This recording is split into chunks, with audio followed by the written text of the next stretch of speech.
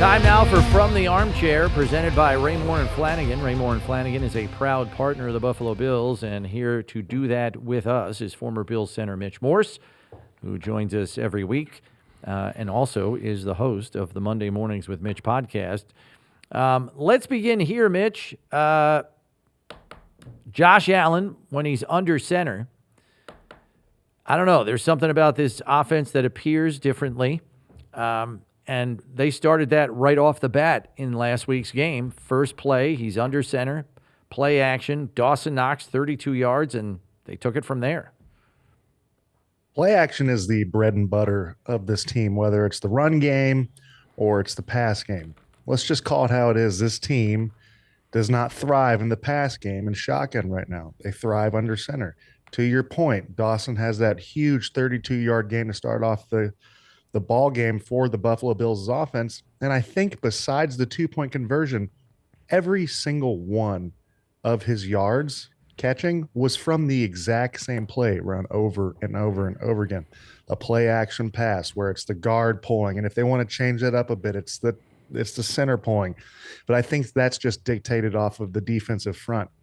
They enjoy it. And why wouldn't they exploit this fact in the pass game, because almost all of their run game is under center, and the Buffalo Bills are synonymous right now with an efficient and potent running attack. Yeah, and that's why it's in retrospect, you think that's why it's so effective. Cincinnati should have really expected the run. They ran for 249 yards against the Steelers the week before. It's snowing out. Your defense is 32nd against the run. They're gonna grind it out on us. Here we go, and they can play action 32 yards. I mean, it seems like that's how it's supposed to work. Why are we not running play action 1,000% of the time? Well, because that's a great question, because there are certain instances. I mean, Steve, if we're running under center 3rd and 10, I mean, we're expecting some sort of play action, but that's a great point. I mean, why deviate from what is working, which is that play action pass? And I think we're at the point of the season where we know it works. And now it's not so much changing the plays, but keeping the same plays, keeping the core of that play, but just changing the little intricacies of it around it to make it a little bit different for defensive coordinators out of maybe personnel or different packages. But keep the bread and butter, dude. Flipping it over to the other side of the ball, for the second straight week, Christian Benford is a catalyst for this defense, not only getting a takeaway, but putting points on the board directly for the team. We had this conversation yesterday, Mitch, and I want to get your take on this, because he gets the big contract in the offseason, and we see a shift in his approach with his teammates. He realizes he is now being counted upon as a leader on that defense. He's more vocal when that is not something that seemed to come naturally to him as a younger player. And then I feel that his approach took another step in this last 6 weeks when he has been asked in man coverage situations to follow the opponent's best receiver. It's almost like it flipped a switch in him to think, I not only have to play sound fundamental football, I have to deliver game-changing plays for this team as well. And that's easier said than done on a week-to-week basis. But I think it has breeded even more confidence in him to look to make those kinds of plays, if that makes sense. What's your take on it? Yeah, I think that makes total sense, right? You get invested in by the organization with this great contract. You're not the most vocal guy, but that doesn't mean you can't lead. So how do you lead? You lead by the style of play. You lead by how you show up to practice, how you interact with your teammates. And then you also take it upon yourself. Like, listen, there's 2 schools of thought. One is I'm going to cash it in now that I've gotten this paycheck, or I'm going to prove that every cent that you guys compensated me with is due, right? Like that, there's a reason why you did that. And he has just played exceptional football. I think he's becoming more of a student of the game. It seems like settling into a few years now into the league. And something that's really fun to see is that stat line. If you look at ESPN or whatever, you see the stat lines, total tackles, solo tackles, pass defended, tackle for loss, sacks, and touchdowns. Rarely do you see every single one of those have a number in it. And Christian Benford's last game had every single number in it. And that means that you are not only active in the pass game, you're active in the run game, the blitz game.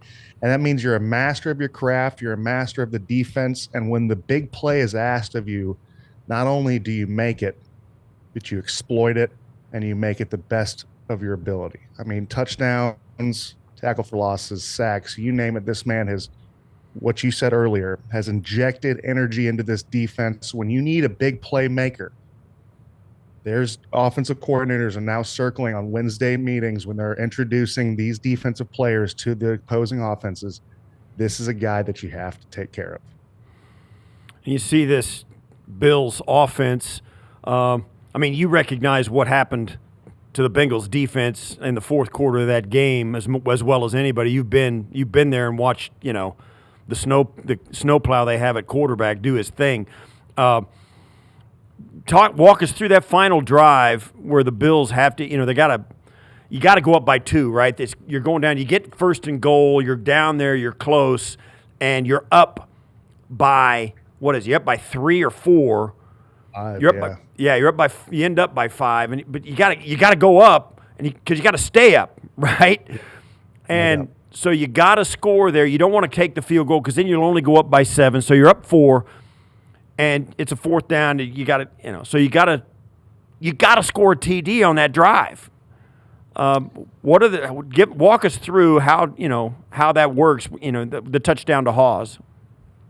Wow, what was so interesting, Steve, was just not only the ability to convert fourth downs, but the gall, the cojones, whatever you want to call it, just the belief. Because we've all seen team meetings that teams post where the offensive coordinator, the head coach says, I trust you guys implicitly. I'm going to put the ball in your hands in the biggest moments.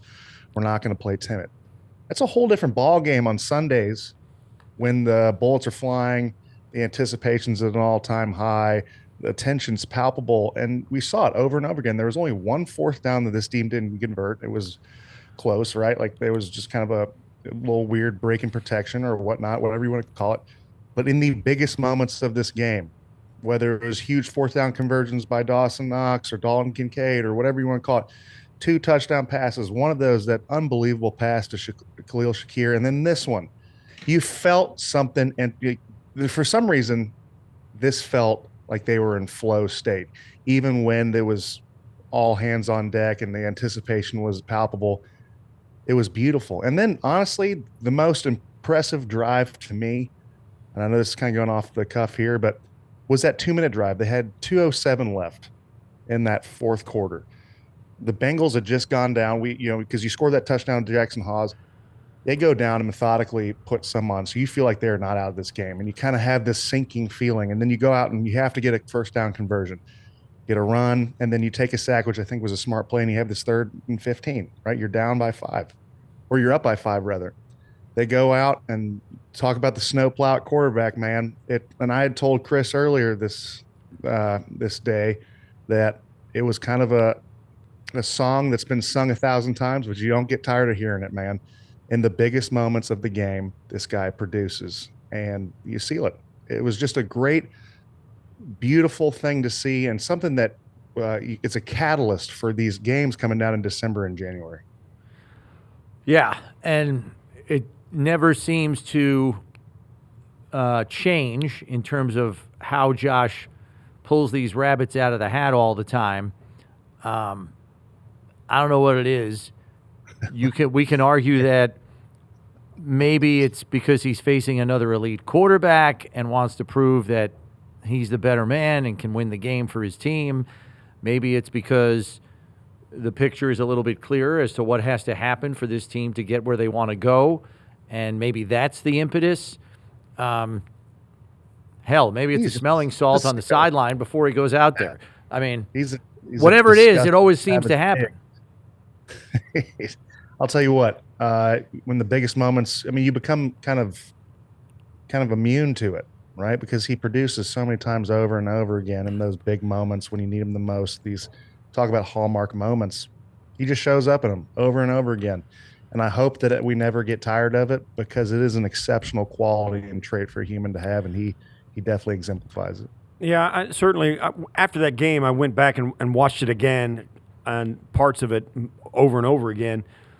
The subtle plays that he makes throughout the game that you kind of take for granted, the 4th and 4 that he turns into a 17-yard completion to Gabe Davis, the 2nd and long or 1st and long or 3rd and short, medium or whatever, he scampers around the right end on their side of the field and gets a first down on a scramble in the first half.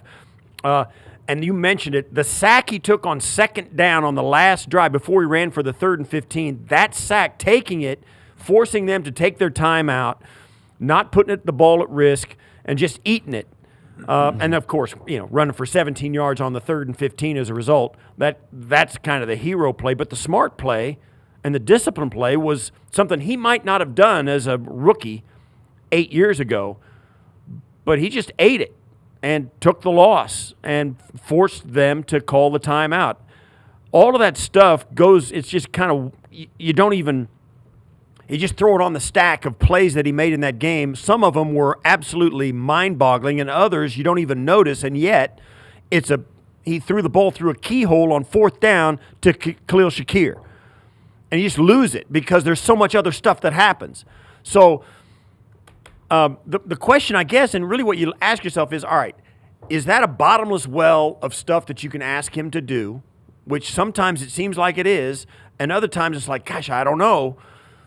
Or do you try and give him some help someplace, somewhere on the roster? Somebody's got to do something. And yesterday, Sunday, Christian Benford pops up, right, and makes a play. That's what we're looking at this team. There is no answers to this. You can't anticipate. This isn't like, oh, yeah, we're going to come in, and this is going to happen, and we're going to do this, and we're going to win. We have no idea what it's going to look like if the Bills win or lose. That's why you turn on the tape, Steve. Crazy. That's why you watch the game. I mean, so national narratives, all this stuff. Yes, I like how you said getting help. Maybe the guy we have help is on defense, right? Because I'm tired and sick of the narrative over and over again. Like, we got to get help for Josh on offense. They have everything they need, man.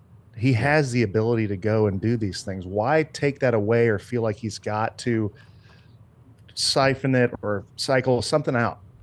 Right? Like, let him be a superhero. That's when he's in his zen mode. They're not asking him to do anything extra.